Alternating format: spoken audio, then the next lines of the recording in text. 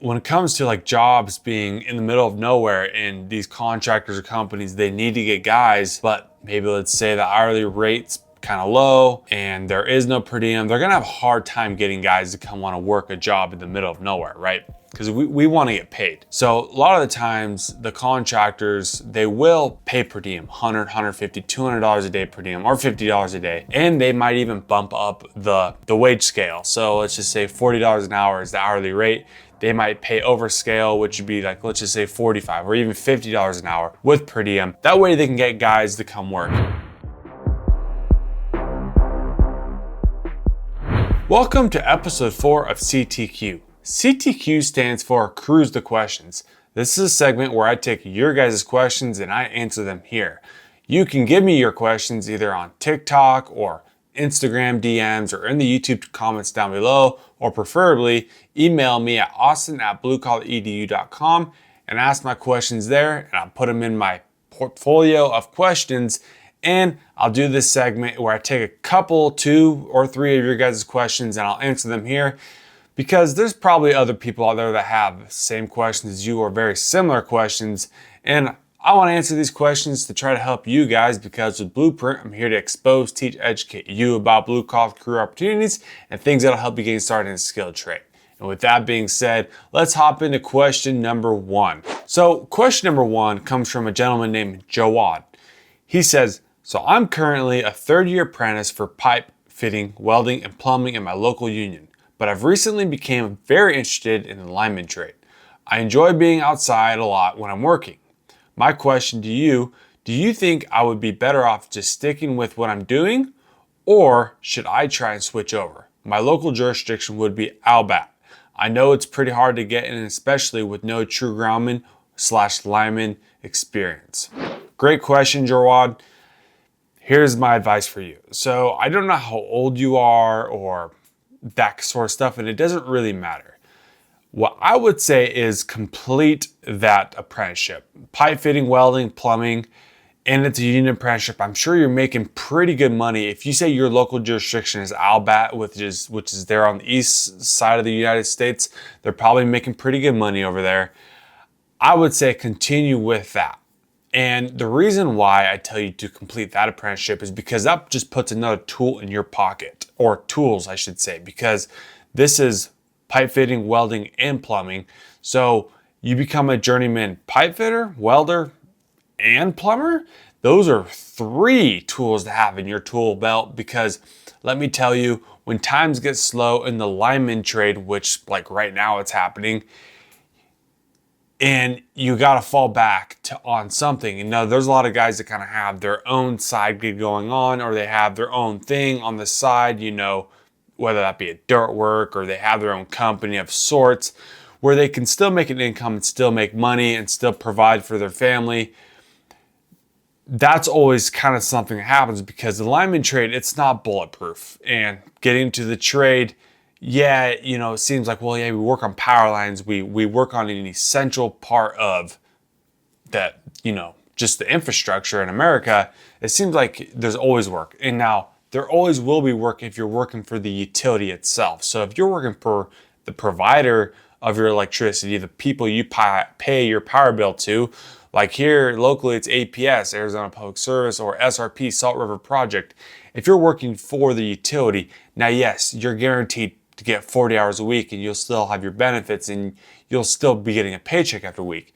But if you work for the contractor side, layoffs can happen, because as soon as the utility says we need to downsize, start laying off contractors because we need to keep our own guys working, we're kind of the first ones to get kicked out, to get laid off. And then it's like, you get laid off. And if it's a slow part of the economy or of the season, first quarter, second quarter type of deal, and you might go a month or so without work, and can you afford to do that? So a lot of guys have their own side gig, or a lot of us, we have our classic CDL. So maybe we find a job trucking, or we have to go to the oil fields and drive truck there, do some sort of stuff like that. For you, Jawad, if you are a journeyman pipe fitter, welder, plumber, you get into the lineman trade in the future, you become a journeyman lineman, and work gets slow in the lineman trade, you can fall back on those careers. So you got your J ticket, as long as you probably keep up on your union dues and something like that, it's always a career job that you can fall back on. Now maybe it's not something you enjoy doing so much, or something that is really something that you like want to build 30-40 year career out of, and that's okay. But to have those tools in your pocket, to have that experience of being a pipe fitter, or welder, or a plumber, that opens up, gives you a lot of opportunities to fall back on, or even have your own side thing. Like if you enjoy welding, you have your own welder, you can do welding side gigs, you know what I mean? Stay busy, make some more money on the side.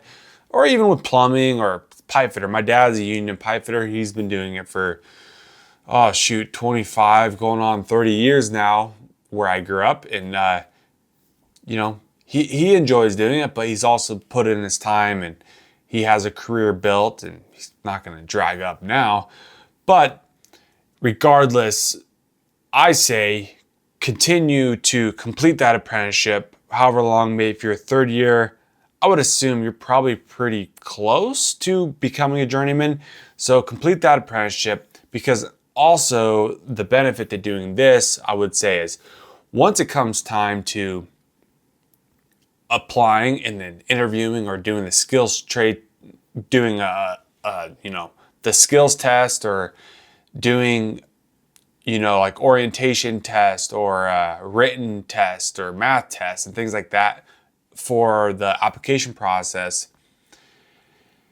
Hopefully when you get to an interview, they can see your experience, look at your resume, and see that you have already have this experience. You completed this union apprenticeship already doing pipe fitting, and they can see that this guy has hands-on experience, has knowledge working in the trades, has knowledge working around other people, with heavy equipment and learning. And the fact that you already completed apprenticeship, you know how a union apprenticeship works. And that's very important. And a lot of interviewers, they look for that kind of experience, because they can see that Jawad, he's going to not just move on to something when he figures out that, I don't know if you want to be a lineman, because that does happen quite a bit, where guys will be like, oh, you thought you wanted to become a lineman, or you thought you wanted to become an electrician or a plumber, and then they get halfway through the apprenticeship and they just dip out and they try to go find something else. They're always looking for the next better thing. The grass is always greener somewhere else. So my suggestion for you is to complete that apprenticeship, get that experience, have that on your resume. It's tools in your belt that you can fall back on if things get slow and you end up pursuing the lineman trade. That's more experience, more knowledge for you. That's only going to help you actually get into the lineman trade. And once you're in it, because you already have the experience as an apprentice, you know how apprenticeships work, and then that's just going to help you through your whole entire journey if you want to pursue the lineman trade. For me, I was doing power line tree treatment clearance, and I ended up getting like a year and a half. I was like a third, maybe a fourth step tree trimming power line clearance, and in the union in the Northwest. And then I ended up getting a phone call for the lineman apprenticeship in the Northwest. And because my end goal was, I wanted to become a lineman, I ended up jumping ship. And so I don't kick myself for doing that, but when I look back, I think that it would have been kind of fun. It would have probably been good for me to just complete that tree trimming apprenticeship. That way I had the journeyman tree trimmer ticket in my pocket, because if things do slow down and I need to fall back on different kind of work, I can do power line tree trim clearance because I'm a journeyman tree trimmer. Now, could I probably go do it? Sure. But that's something that I can fall back on. I know guys who are journeyman carpenters or journeyman electricians, and now they're journeyman linemen, but they move on to different state or different city or wherever, and the lineman work might be slow, but they can fall back on working as like electrician or a carpenter, because they have those tools in their belt and they're journeyman and they have that experience. So they're able to kind of just find work anywhere they go or anywhere they want to go. And that's essentially why the trades are so great, because anywhere you go, realistically, especially if you have multiple journeyman tickets in your pocket, it's going to allow you to go pretty far and always have a job anywhere you go. All right, let's hop into question number 2. This question comes from Logan. Logan says, hey, I was wondering, when you travel as a groundman or an apprentice, do you get paid per diem, or how does that work? Logan, here's the thing. When you're traveling as a groundman or apprentice, now it depends if you're working union or non-union, but this will also almost always just be based off the company or the contractor. If they want to pay you per diem. I know as a lineman, especially you go like California, they have a base per diem of $50 a day. Now, when it comes to like jobs being in the middle of nowhere and these contractors or companies, they need to get guys, but maybe let's say the hourly rate's kind of low and there is no per diem, they're gonna have a hard time getting guys to come want to work a job in the middle of nowhere, right? Because we want to get paid. So a lot of the times the contractors, they will pay per diem, $100, $150, $200 a day per diem, or $50 a day. And they might even bump up the wage scale. So let's just say $40 an hour is the hourly rate. They might pay over scale, which would be like, let's just say $45 or even $50 an hour with per diem. That way they can get guys to come work. Now, if you're a groundman or apprentice, it all depends on the contract in which, if you're working union, what contract you're working under. But from my understanding, if a contractor is paying per diem, they need to pay it to everybody, but that's not the case everywhere you go. I've seen it where only the journeymen, they get per diem and overscale, and the apprentices and groundmen, they get stuck getting no per diem and no overscale. But I have seen, the contractor will pay journeymen, let's just say $100 a day per diem, and they'll pay the apprentices and groundmen $50 a day per diem. I think this all just comes back to if the contractor, if they want to pay per diem and overscale, or if they don't.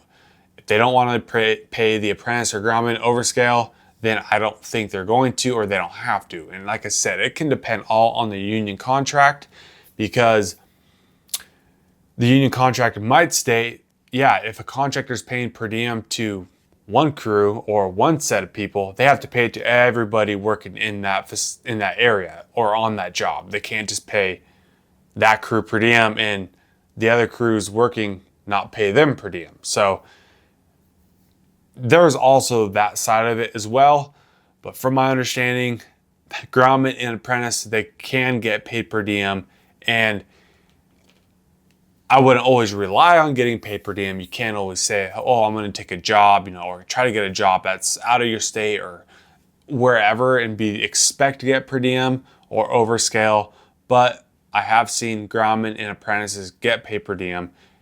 So if you're looking around, or if you're on, you can go on the IBW job board, or you can go on a local union website where you're at. And if they have a job board, they will most likely say on the job board, if they have one, if they're paying per diem or not, depending, to the journeyman or groundman or apprentices. If you're an apprentice, there's a good chance that if the journeymen are getting per diem, you're going to get per diem as well. All right, so those are 2 questions from episode 4 of CTQ. Hopefully you guys can learn from this video. If you guys want to learn some more about blue collar careers, how to get started, maybe you're kind of wondering, what trade should I pursue, or what trade is for me? We have a free trade quiz you can go take on our website, as long as with a lot of other free learning on there as well. Go to the blogs, read the blogs, go to the careers tab. There's a lot of things to learn there too. There's a lot of 6-step free guides on there. There's free learning where there's free courses. You guys can go enroll in and check those out as well. Head to the website at bluecollaredu.com if you guys want to learn a lot more about just blue collar things and careers and trades and how to get started. With that being said, hopefully you enjoyed this video. Don't forget to like, comment, and subscribe. Blue Collar EDU, I'm here to expose, teach, educate you about blue collar career opportunities and things that'll help you getting started in a skilled trade. And with that being said, I'll catch you on CTQ episode 5.